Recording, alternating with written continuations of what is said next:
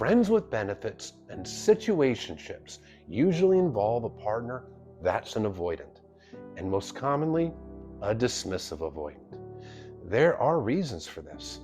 First of all, the avoidant wants love, they want connection. They definitely want external validation. In fact, they rely heavily on it. And the situationship or the friends with benefits situation, that satisfies some of their need for connection, for validation, and to an even further extent, maybe a little bit of love. But they get to keep their walls up because they're not committed to you. They have an excuse to not be vulnerable, to not let you in behind that castle wall that they built around their heart. So why are they so afraid of committing and making an actual relationship? Sometimes they can even act like you're officially a couple, but they won't put a title on it. They say, why do we need to complicate things? Or I'm just not ready for a relationship. But meanwhile, they can act all romantic and into you. Or maybe they just act that way sometimes when they're getting that validation, physical validation from you, and then they're distant when you're apart. Well, the dismissive avoidant directly associates commitment with rejection and abandonment. Commitment equals abandonment in their mind. Because if they commit to you, you are ultimately going to reject and abandon them. That is their fear. So how did they come to this conclusion, which really isn't based in logic? This is a person that was on the receiving end of consistent childhood emotional neglect. They were not given that love and that nurturing the way that they needed as a kid. Often growing up with stoic parents who didn't say things like, I love you, and did not nurture them and rejected their feelings. So they personalized that neglect, which means they grew up to feel defective and unlovable, like there's something wrong with them. It's a wound of shame. So that shame wound prevents them from taking down their walls because their fear, and it usually is an unconscious fear, but some of them are consciously aware of it. The fear is if I lower my walls and I let my partner in, especially if this is a wonderful partner that's loving and consistent, this person is going to figure out that I'm not good enough. They're going to figure out that I'm defective, that I'm worthless, and they're going to reject and abandon me. So emotional closeness feels unsafe. Being vulnerable feels unsafe because in their mind, if they get too vulnerable, they're going to get rejected and abandoned. So how does that tie into commitment? Well, when you commit to somebody and you really make that next step, it is implied through the commitment level, a label that you have to be vulnerable with this person, that you have to lower your walls for the person that you're committed to. So now there's a pressure for them to be emotionally available and vulnerable with the person that they're committed to really open up their heart and take down the walls. But since taking down the walls in their mind equals rejection and abandonment, therefore commitment also equals rejection and abandonment. So if they commit to you, they have to get vulnerable with you, which means you're going to reject them. So it feels completely unsafe and it gives them a ton of anxiety. So there is one circumstance, however, where they can more easily actually commit fully to a partner. That is when their partner is also emotionally unavailable. Maybe another dismissive avoidant, maybe a narcissist, maybe somebody who has another pathological disorder, but somebody who's unavailable with walls up.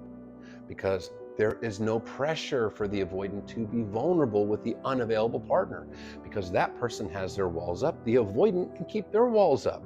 There might be a title on the relationship, but it feels safe because there's no threat of emotional intimacy in that relationship. So they can commit to those partners. But when they get a partner that is emotionally available to them, loving, consistent, someone they actually view in high regard that makes them feel things, that person is scary to commit to because that will give them a ton of anxiety because there is an unspoken pressure to be available and vulnerable in return. So if you're stuck in a situationship or if you're stuck in a friends with benefits situation and every time you try to get them to take it to the next level, they refuse, well, there's only really two things you can do. One is continue that dynamic and give yourself a ton more anxiety and push yourself further into anxious attachment as you're trying to earn the love from somebody who's not really giving it. Or You can hold boundaries with this person.